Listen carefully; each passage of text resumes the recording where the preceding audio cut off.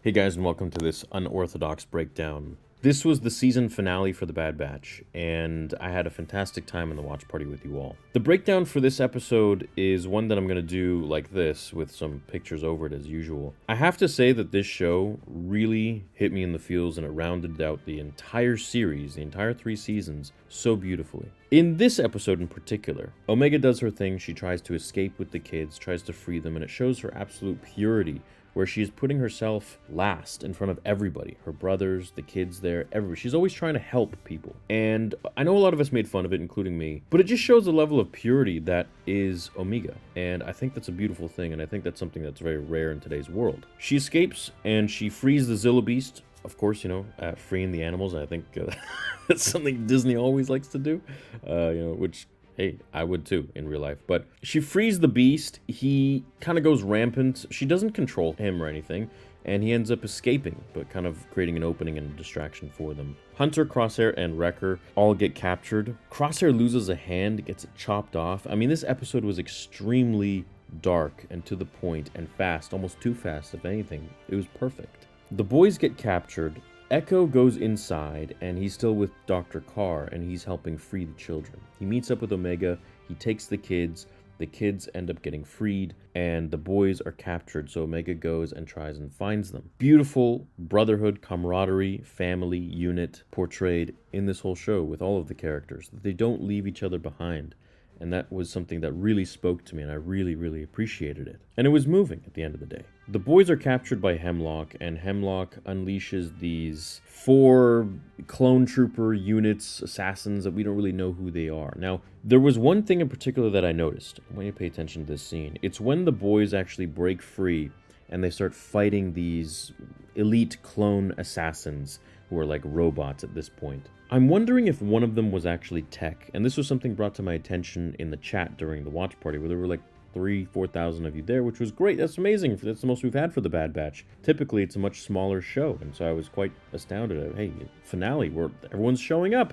Everyone wants to be part of the community. That's cool. Now, there was this one moment where one of the supreme clones, or whatever it is, the assassin clones, picks up his helmet, and it looks like it has the goggles of Tech. And it was kind of weird. It looked like it has his glasses. And if you pause frame on that, you can actually kind of see that this does reminisce Tech quite a bit.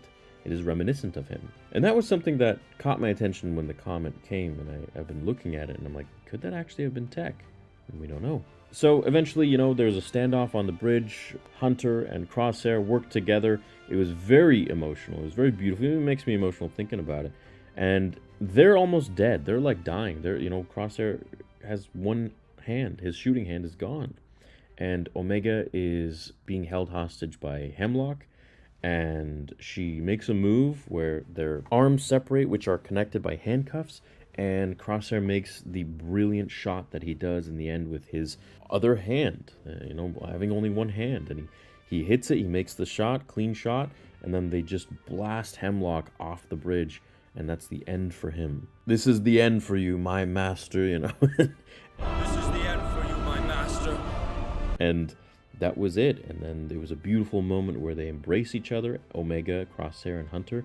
She runs to Crosshair first, and that tells me that maybe there's even more of a connection with her and Crosshair. And I always felt like, there probably was anyways. So, the character development is so profound in this show.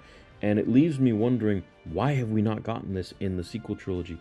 Why have we not gotten this in live-action Star Wars?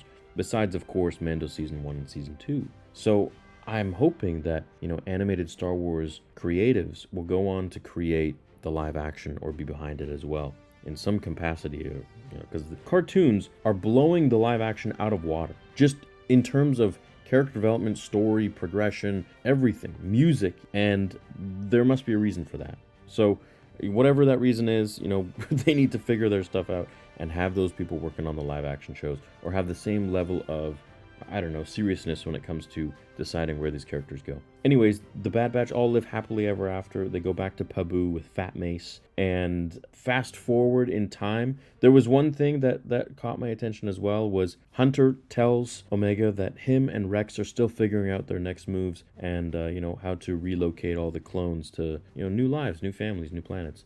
And so that could be the next show. Could be Hunter and Rex. Could be the clones and Rex, you know, making their next moves in the galaxy, whatever it might be, wherever the journey might take them. We see Tarkin completely shut down Tantis and put it on glass, which was pretty cool to see.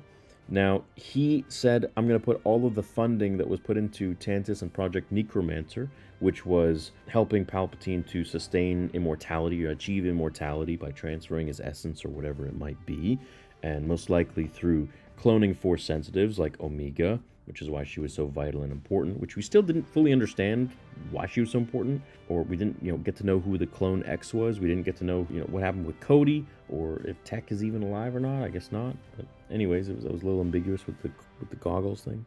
So he then puts all the money into Project Stardust. Project Stardust is the project for the Death Star, and Project Stardust was actually seen at the end of Rogue One when Jyn Erso was going through the computer files in the Empire on Scarif, and we see Project Stardust. So that is the Death Star itself. That's the project.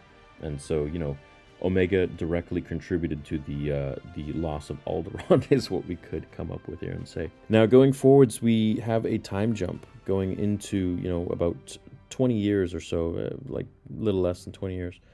I think. And it's where Omega is grown up and, Hunter is old, Batcher is old. And it really hits you in the feels because it's like, damn, like, what happened? Like, all these characters just boom, like that. And it's like real life, it's like your parents, your friends, your brothers, your whatever, your dog, they all get old. And she decides that she wants to go and help fight for the rebellion. And I think this is around episode 4. That's my understanding. That was my thoughts on it, what hit me when she said that. So I feel like that is where we're at now, episode 4 with the Bad Batch. And she leaves. We don't see Crosshair or Hunter. She leaves and she says, look after Crosshair and Hunter. In that moment, I was like, what, look after their graves? Like, where are they? Like, why are they not here? So I hope they're still around. They're still good to go and, they're living and they're happy. But it was weird seeing Hunter old. And when he got up, he was like all hunched over and stuff, and just, I didn't like seeing that. I hope there's going to be a lot more stories in between this time period, of course, or maybe they can take some like super soldier serum and like get young or whatever. Other than that, there was one other thing that crossed my mind was when Wrecker says, you're trying to enact Order 99. Now, I had to go back and watch one of my old videos. Order 99, in Legends at least, is when a droid switches sides to the Republic. That's Order 99. And that's what Palpatine had devised. So that was interesting, but it's Order 99, Clone Force 99. So this story was absolutely phenomenal. The character development, the level of brotherhood and camaraderie and love and purity that was shown in the characters of this show, and seeing their progression, from annoying Omega in the beginning to this very astute and capable young woman. Dude, I had a great time with this show, and I hope that they continue to make more shows with these characters and more animated shows, because I truly believe that that is where the future of Star Wars might just be if they continue it the way they are. Personally, I give this episode a fat mace 10 out of 10. I'm going to miss doing the watch parties for these shows with you guys for the Bad Batch, but I hope we get to see our favorite characters again. And they are, I love these characters now. So they're it got me emotional in the end, and I hope we get to see them again. I like these guys, and I like connecting with them and you when we're watching. Tales of the Empire coming Friday, May 4th, and of course, The Acolyte coming next month. So, we got a lot more watch parties left to have some fun with, and then Skeleton Crew and all that stuff. So wherever Star Wars takes us, at least we'll be going together. And we can either love it together or rip it apart together, but at the end of the day, we'll be together. And that's all that I care about, and that's all I'm here for. So thanks so much for watching this breakdown. Love you guys. I had a fantastic time for these last 3 years or more. Was it 4 years for the Bad Batch? Season 1, 2, 3. Really hope we see these guys again. Big shout out to D. Bradley Baker and the whole team behind that. Dave Filoni and the whole animation team. You guys did a fantastic, amazing job. And I really hope that Disney starts putting more of a budget into animated shows, because those don't miss, Those really don't miss. Tales of the Empire, Clone Wars Season 7, Bad Batch, maybe Tales of the Empire, we'll see. All have been phenomenal, and I hope that we get more of them. So I think Lucasfilm, if you're watching this, if you guys ever get wind of this, the show that I want to see the most is in between season 5 and 6 of the Clone Wars, which is a comic run that you have already released with Dark Horse, and that is the son of Dathomir, and that's got Maul, Grievous, Palpatine, Mother Talzin, Dooku, Gar Saxon, all the old, rest in peace Ray Stevenson, all of the old characters that we love through the Clone Wars that we, have a massive time jump. We don't really see where they are. They're there. They're there in those stories, and fantastic stories they are. Fantastic stories they are. Have a great day, guys. Love you all.